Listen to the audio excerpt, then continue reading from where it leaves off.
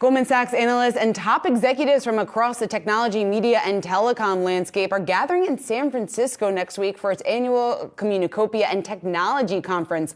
The three-day event kicks off Tuesday, September 5th. So what can we expect to hear from the industry leaders? Joining us now, we want to bring in Kash Rangan, a software equity analyst at Goldman Sachs. It's great to see you here, Kash. So let's talk about the big themes.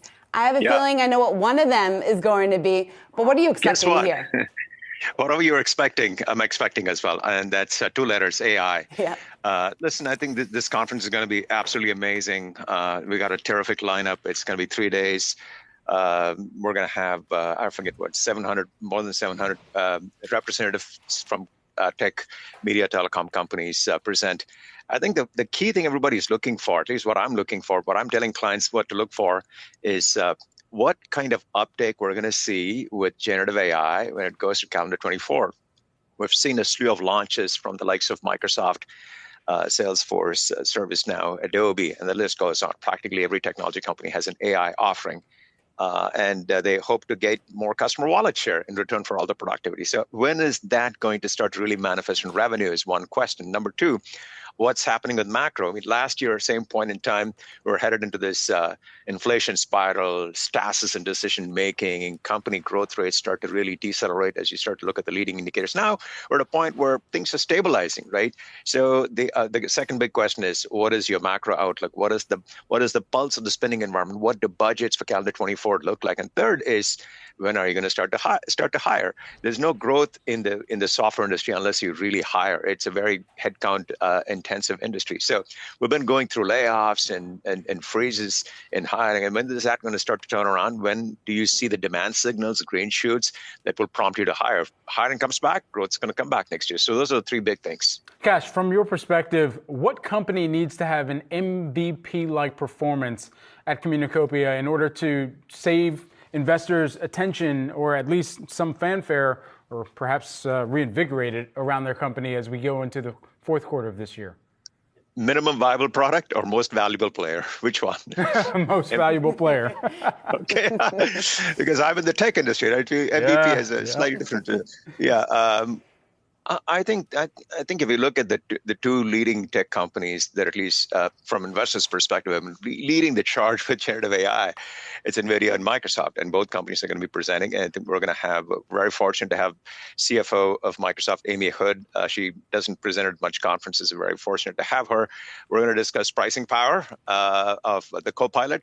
Looks like every company is launching a Copilot. We're going to have more Copilots than pilots, but that's okay. It's all meant to boost productivity. So I think they are the first ones off the gate in software land with a what we would call in the tech industry minimum viable product, as you would call it, a most valuable player. So I think Microsoft is the number one on that list with a very interesting product right off the gate. And I would not rule out Adobe. The CEO of Adobe rarely presents at conferences, and he's going to be with us. He's going to talk about the generative AI products that can be infused into the core creative family, Firefly, a whole bunch of things, Salesforce.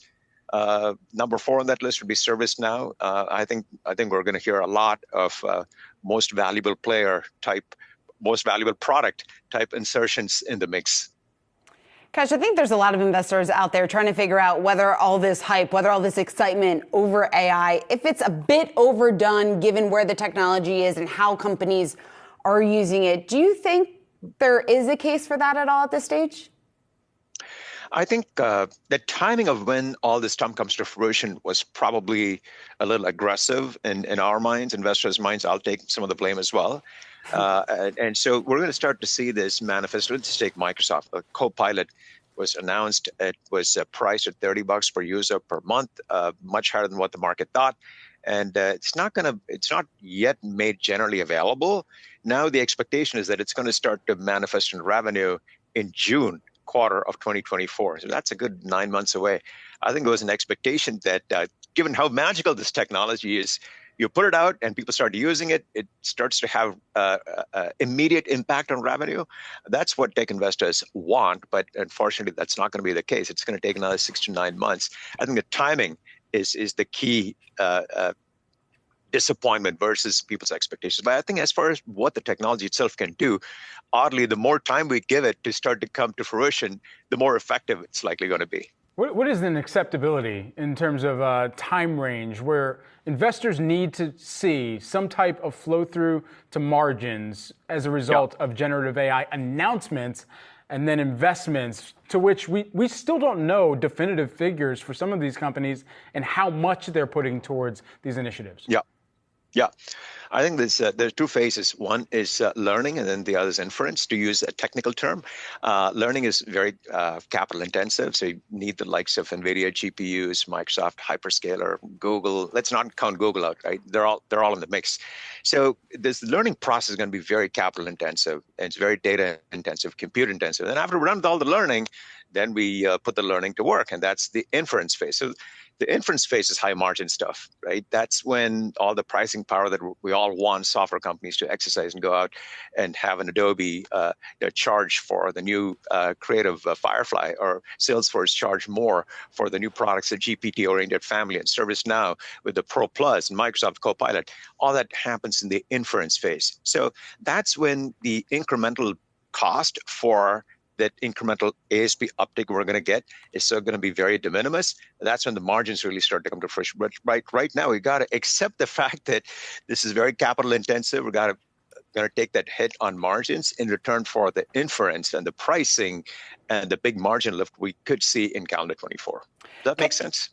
That does make a heck of a lot of sense. And then this also brings me to the question I want to ask you just about the first mover advantage and how much of a benefit some of these names like NVIDIA, like you were talking about before, Microsoft, even Google on that list. Yes, they have invested a lot into AI up until this point. And yes, they have a very wide lead. But how worried, or I guess how quickly do you see some of their rivals potentially catching up to them?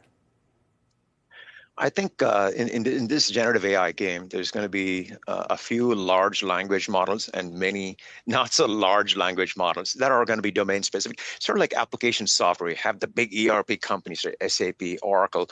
Then you have the vertical specific companies that are very in charge of their domains, whether it's healthcare or financial services. They own that vertical and they're really, really good at it, but they cannot solve all of world's problems.